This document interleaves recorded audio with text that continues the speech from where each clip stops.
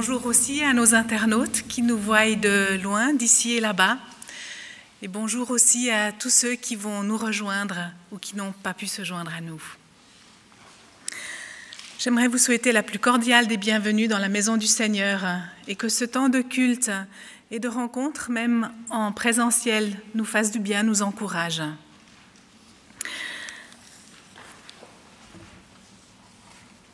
J'ai choisi ce matin de vous lire le psaume 121, qui est un psaume de réconfort et un psaume d'une grande promesse pour chacun d'entre nous. Je regarde vers les montagnes. Y a-t-il quelqu'un qui pourra me secourir? Pour moi, le secours vient du Seigneur, qui a fait le ciel et la terre. Qu'il te préserve des faux pas. Qu'il te garde sans se relâcher. Lui qui garde Israël sans se relâcher, sans dormir, il te gardera. Il restera à tes côtés comme une ombre protectrice. Ainsi, pendant le jour, le soleil ne te nuira pas, ni la lune pendant la nuit. Le Seigneur préservera ta vie, il te gardera de tout mal. Oui, le Seigneur te gardera de ton départ jusqu'à ton arrivée, dès maintenant et toujours. Amen. J'invite l'Assemblée à se lever pendant que nous nous recueillerons pour la prière d'invocation.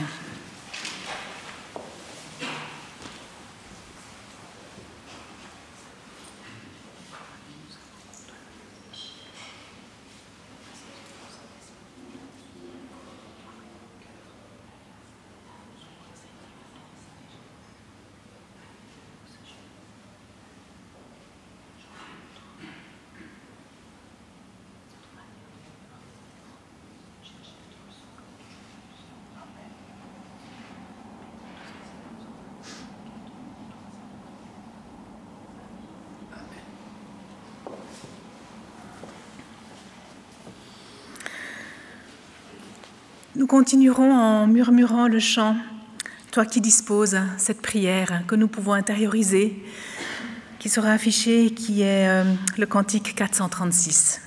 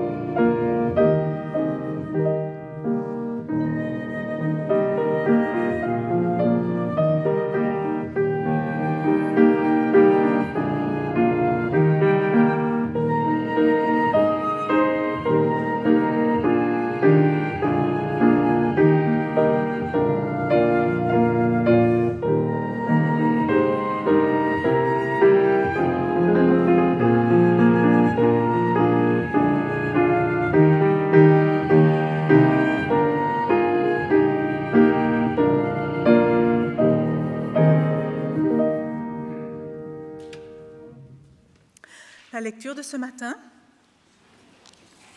se trouve dans l'Évangile de Jean, le chapitre 20, et nous lirons les versets 11 à 18. Cependant, Marie se tenait dehors, près du tombeau, et elle pleurait. Tout en pleurant, elle se baissa pour regarder dans le tombeau. Elle voit alors 2 anges vêtus de blanc, assis là où gisait précédemment le corps de Jésus, l'un à la tête et l'autre aux pieds. Ils lui dirent : « Femme, pourquoi pleures-tu ? » Elle leur répondit : « Parce qu'on a enlevé mon Seigneur, je ne sais pas où on l'a mis. » Après avoir dit cela, elle se retourna. Elle voit Jésus debout, mais elle ne savait pas que c'était Jésus. Et Jésus lui dit : « Femme, pourquoi pleures-tu ? Qui cherches-tu ? » Pensant que c'était le jardinier, elle lui dit : « Seigneur, si c'est toi qui l'as emporté, dis-moi où tu l'as mis, et moi j'irai le prendre. » Jésus lui dit : « Marie. » Elle se retourna et lui dit en hébreu : « Rabouni », c'est-à-dire « maître ». Jésus lui dit : « Cesse de t'accrocher à moi, car je ne suis pas encore monté vers le Père.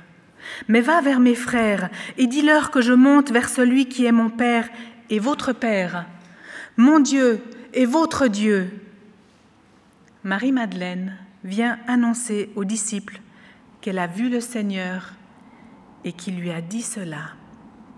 Amen. Nous continuerons et nous pouvons rester assis pour le cantique de 324 d'un ferme pas.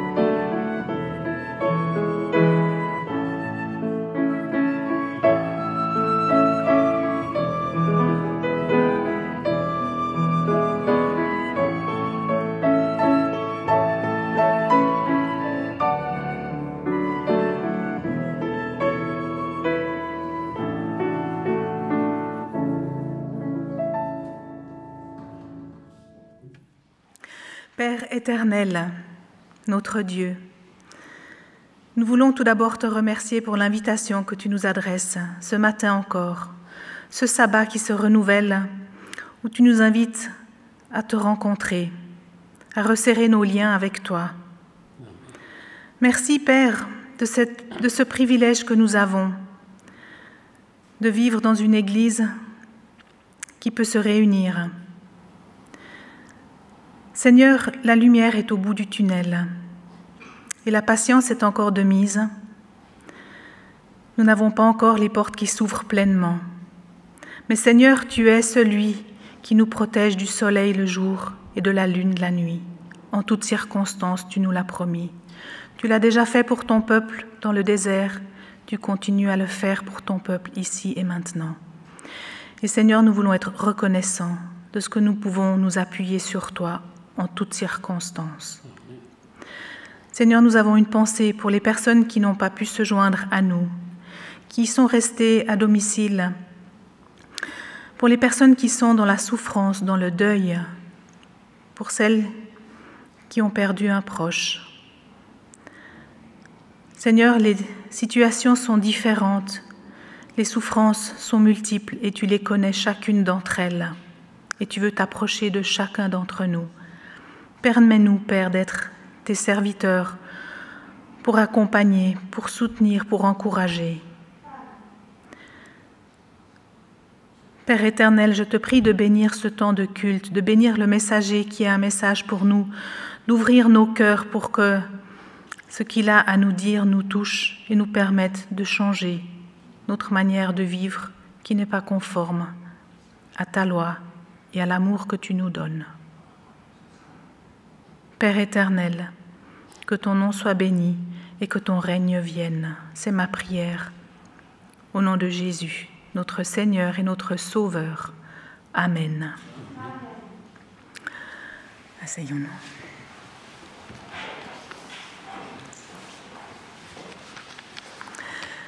C'est le temps maintenant d'écouter ce que Zoran nous a préparé et j'aimerais le remercier. Et le titre de cette prédication me touche spécialement parce qu'il s'agit d'un titre qui dit que la quarantaine des hommes et la quarantaine de Dieu. Permettez-moi juste de vous dire que j'ai ma fille, quand elle est rentrée dans le pays où elle travaille, en Irlande, elle a dû vivre une quarantaine extrêmement stricte. Elle a vécu 14 jours dans une chambre de 10 mètres carrés. Elle avait un micro-ondes, pas le droit de sortir, d'ouvrir la porte, 20 cm d'ouverture de la fenêtre qui ne s'ouvrait qu'en battant. Et bien sûr, on avait heureusement le téléphone qui nous permettait un petit peu de nous parler, de nous encourager, parce que c'était dur même pour moi et surtout pour elle. Alors je me réjouis d'entendre ce que Zoran nous dira de cette quarantaine des hommes par rapport à la quarantaine de Dieu. Bonjour à toutes et à tous. Bonjour à ceux qui nous suivent sur les ondes. Je voudrais d'abord remercier Eva pour son introduction méditative que j'ai beaucoup appréciée. Merci Baguigno aussi d'avoir eu l'idée pour la 4e strophe de monter d'un demi-ton. Ça montre qu'on est vraiment d'un ferme pas. Merci à Marilyn aussi de nous avoir accompagnés. Je ne sais pas si vous le savez ou si vous avez regardé sur l'agenda, mais depuis 9h37, nous sommes passés au printemps calendaire. Donc ça veut dire à peu près depuis 50 minutes, nous sommes au printemps.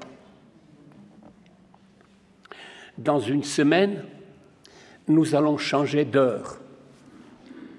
Et pour beaucoup de pays, notamment la France, ça sera la dernière fois puisque on restera à l'heure d'été. Mais, parce qu'il y a un mais, il y a pour le moment une constante. Le monde entier demeure toujours dans un temps d'incertitude et pour une période inconnue, celle du Covid. Nous vivons une époque effectivement particulière. Outre le côté anxiogène de cette période et complotiste, elle nous oblige à changer certaines de nos habitudes. Par exemple, les gestes barrières. Par exemple, tousser dans le coude, alors qu'on sait très bien que le variant anglais qui est méchant traverse la Manche.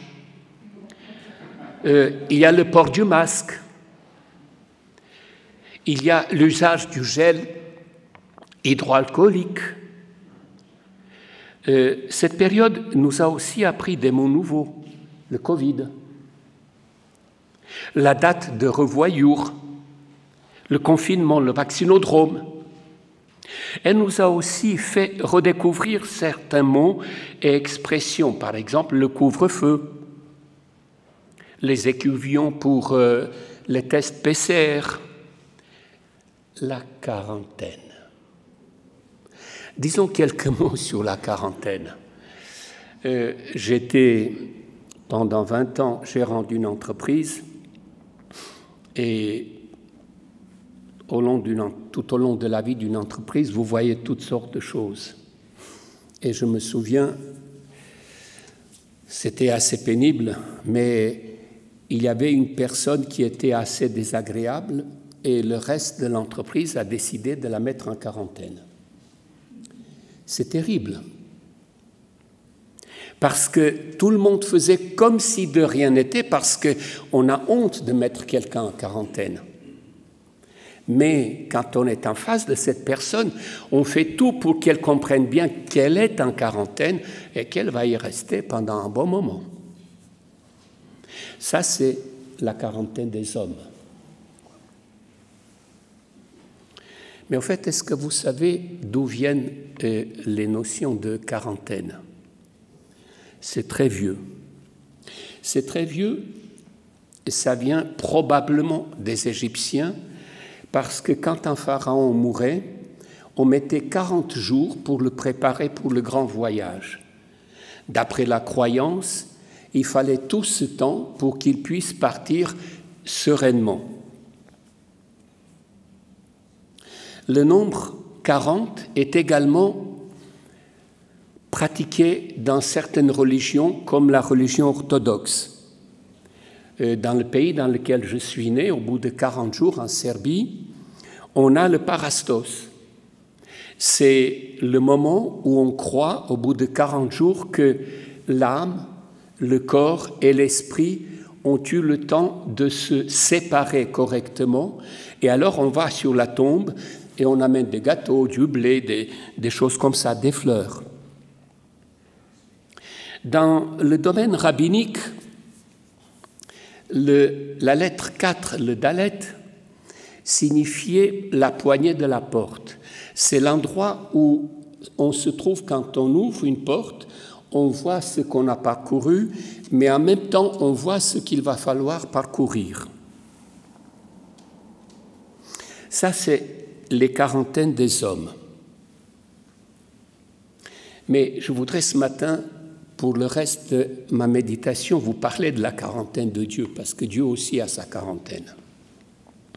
Est-ce que vous avez une idée quel est le premier confinement dont on parle dans la Bible?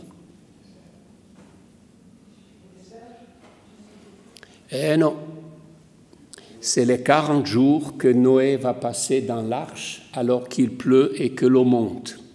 La première quarantaine, c'est la quarantaine de Noé. Mais est-ce que vous vous souvenez sur quoi pointe la quarantaine de Noé? Elle pointe sur l'arc-en-ciel, sur un nouveau départ. Une autre quarantaine, celle de Moïse, quand Moïse est sur la montagne pour intercéder pour les Israélites qui viennent de se faire un veau d'or. Cette quarantaine-là pointe sur quoi? Sur la promesse de Dieu, j'irai devant toi, je sauve le peuple. Puis il y a la quarantaine des explorateurs du pays de Canaan. Elle pointe sur quoi? C'est sur une grappe qu'on doit porter à deux. Et puis il y a la quarantaine d'Élie, quand il doit se sauver jusqu'à Horeb. Mais sur quoi pointe cette quarantaine d'Élie? Sur cette voix douce qui murmure et qui lui fait ressentir que Dieu est là. Il y a la quarantaine des Ninivites. 40 jours que Dieu donne aux Ninivites, mais pas pour les détruire. Il leur donne 40 jours pour se repentir et pour revivre. Puis finalement, j'aurais pu citer d'autres quarantaines, je me suis limité parce que le temps est court ce matin. Il y a la quarantaine de Jésus dans le désert. Je ne sais pas si vous vous souvenez comment finit la quarantaine de Jésus dans le désert, mais elle finit de façon extraordinaire. Vous pouvez le lire dans le chapitre 4, cet après-midi chez vous. Satan s'en va et un ange de l'Éternel s'approche pour le fortifier. Vous voyez, les quarantaines de Dieu ont ceci de particulier, c'est qu'elles débouchent toujours sur quelque chose d'extraordinaire, sur une belle promesse, sur une belle expérience, sur un bel encouragement.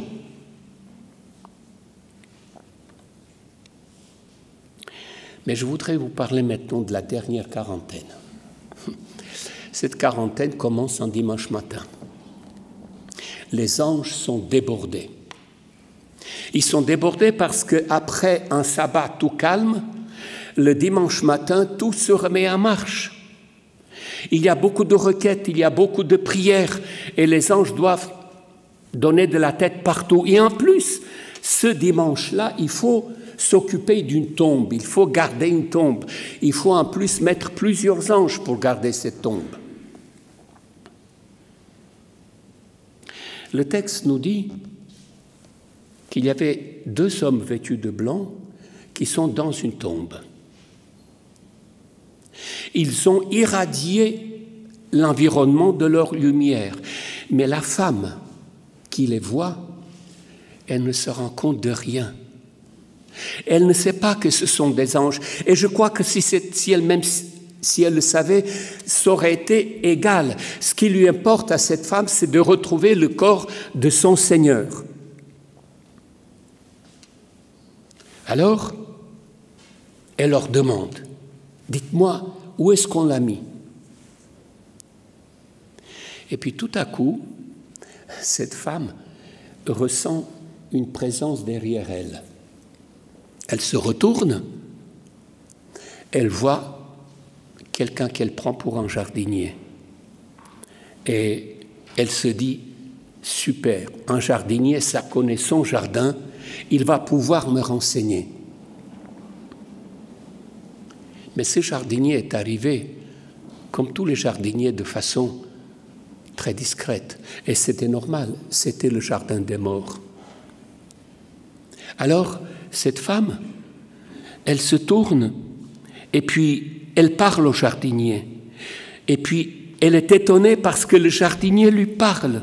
Il s'intéresse à elle. Il lui dit, « Femme, pourquoi pleures-tu?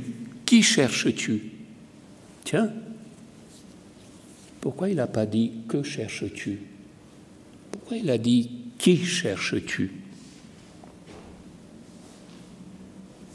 Comme si ce personnage avait ressenti quelle était la raison de son déplacement à côté de cette tombe. « Marie », dit le jardinier. Alors, elle est surprise un peu, elle rassemble ses esprits, elle dit « Jardinier, pardonne-moi, je suis partie à rêver. »« Marie !»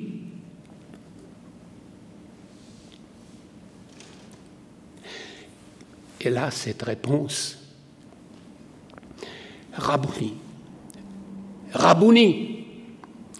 Tout à coup, elle se rend compte qu'il ne s'agit pas ni d'un fantôme, ni d'une hallucination, ni d'un jardinier. Et Jésus lui dit, « Va dire à mes frères que je monte vers mon Père, qui est aussi votre Père, vers mon Dieu, qui est aussi votre Dieu. » Lequel des deux s'est éloigné le premier? Je ne sais pas. Marie, elle revient vers la ville. Le marché est habituel. Elle traverse les rues où il y a les commerçants. Et tantôt, elle est triste. Et tantôt, elle pleure de joie. Marie est la seule de tout Jérusalem à savoir que Jésus est vivant. Et pas seulement de tout Jérusalem, mais du monde entier. Ellen White, dans le livre Jésus-Christ, à la page 794, écrit ceci. La nouvelle de la résurrection du Christ était si différente de ce que les disciples avaient attendu qu'ils ne pouvaient pas y croire. C'était trop beau pour être vrai, se disait-il. Pourtant, ce fait que Jésus soit ressuscité est avéré de façon très importante et à plusieurs reprises dans les Écritures. Acte 1:3, par exemple, nous dit « Après sa mort, il se présenta à eux, vivant, et leur donna des preuves nombreuses de sa résurrection. Il leur apparut pendant 40 jours et leur parla du royaume de Dieu. » Jésus, après la résurrection, introduit les disciples dans la quarantaine, dans sa quarantaine. Vous savez, nous parlons de la résurrection avec 2000 ans de christianisme derrière nous. Donc, c'est devenu un lieu commun. Mais il faut s'imaginer ce que ça représentait pour les disciples.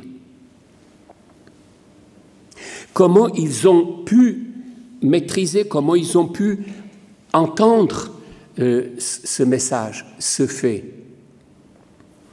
Il aura fallu progressivement se faire à l'idée que Jésus est vivant.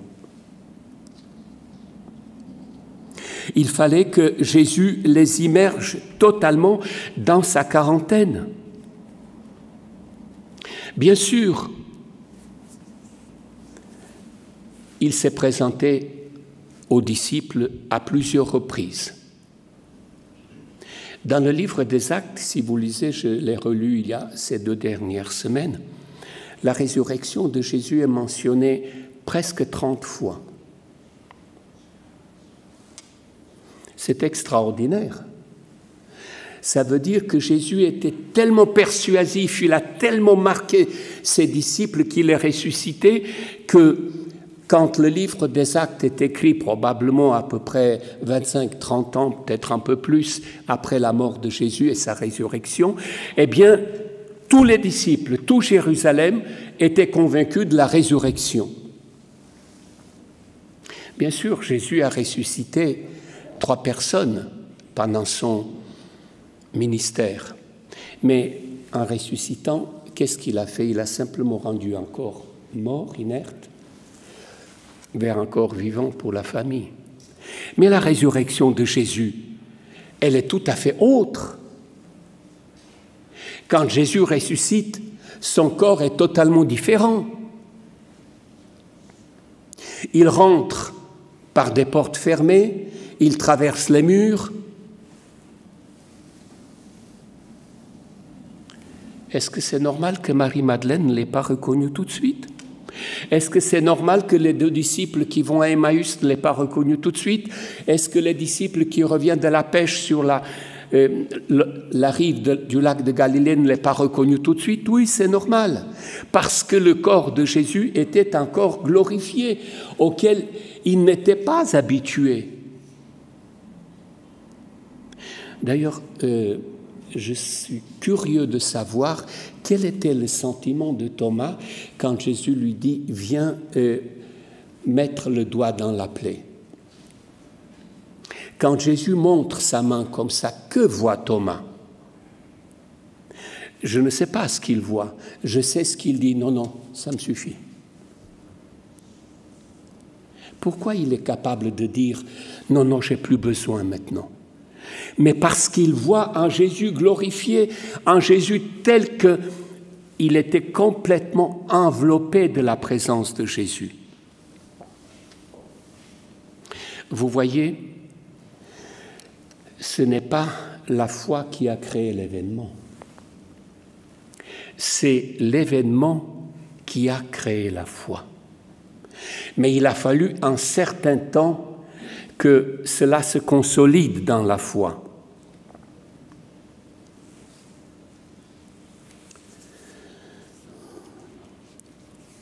Il était indispensable que le Maître revienne après sa mort corporelle pour accomplir, pour compléter son enseignement sur ce qu'est la résurrection. Il fallait que le fameux Messie tant attendu montre qu'il n'est pas celui qu'attendaient les chefs, mais qu'il est le roi d'un autre monde, un monde où règne l'amour, un monde où règne la paix, un monde où règne le bonheur. Cela veut dire, pour nous, que nous devons fraterniser. Cela veut dire aussi que la mort n'aura pas le dernier mot sur cette terre. Jésus nous dit en effet que si nous lui faisons confiance, nous recevrons nous aussi la vie éternelle. Et encore, qui sera différent de celui qui est le nôtre actuellement. Mais Jésus veut déjà maintenant, nous sortir de nos tombeaux d'égoïsme, de peur, d'incrédulité, des blessures enfouies. Il nous appelle à la vie avec un grand V. Il nous appelle à un changement de vie, à un changement dans notre vie, à avoir le courage du malade qui va voir son médecin plutôt que de rester dans son lit.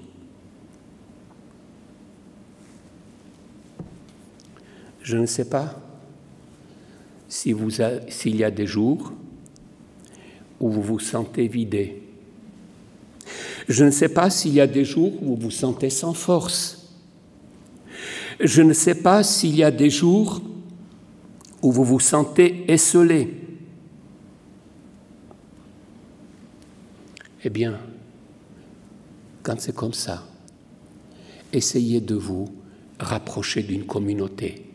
Essayez de vous retrouver comme les disciples se sont retrouvés, comme Jésus qui les a rassemblés pour les fortifier, pour les rassurer de sa résurrection. Participez aux rencontres fraternelles de prière, d'adoration, de communion. La présence du Seigneur au milieu de vos frères, comme ce matin, vous fortifiera. Souvenez-vous, la quarantaine des hommes vous marginalise, elle vous dévalorise. Alors que entrer dans la quarantaine de Dieu, ça vous régénère, ça vous revigore, ça vous réarme pour vaincre.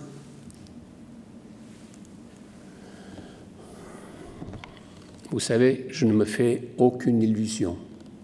Peut-être déjà cet après-midi ou demain. L'adversaire de Dieu, Satan, cherchera à vous enfermer dans sa quarantaine. Il cherchera à vous désolidariser de Jésus ressuscité. Il cherchera à vous rendre malheureux. Il va essayer d'introduire chez vous le doute, l'incrédulité, le découragement. Mais dans ces moments difficiles, opposez-lui vigoureusement. Il est ressuscité. Il est vivant. Il revient. Rangez-vous résolument dans la quarantaine de Dieu. Là est la renaissance, le mouvement, la vie, déjà ici-bas et pour l'éternité. Prions maintenant ensemble avec l'ensemble musical Correspondance.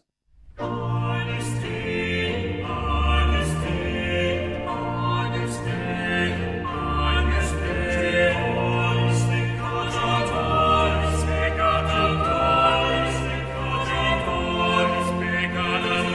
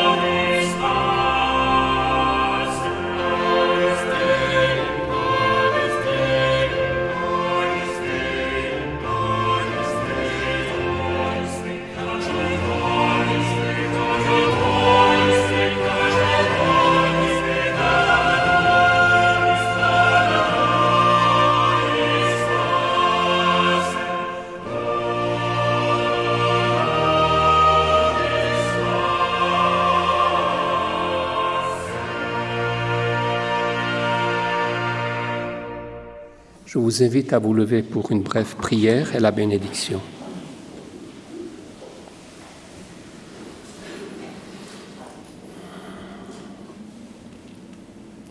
Père éternel, nous sommes dans une période difficile à vivre. Nous sommes dans une période qui est compliquée à gérer. C'était la même période que les disciples ont vécue pendant que tu étais dans la tombe, dans la personne de ton Fils. C'était compliqué à gérer pour eux. Aussi, quand il est ressuscité, c'était compliqué de gérer cette résurrection. Quelle bonté de ta part, quelle sollicitude de ta part de l'avoir fait vivre pendant 40 jours encore parmi les siens. Pour qu'ils arrivent, Seigneur, à saisir que tu es vivant, que ton Fils est vivant, que la mort n'a pas eu le dernier mot.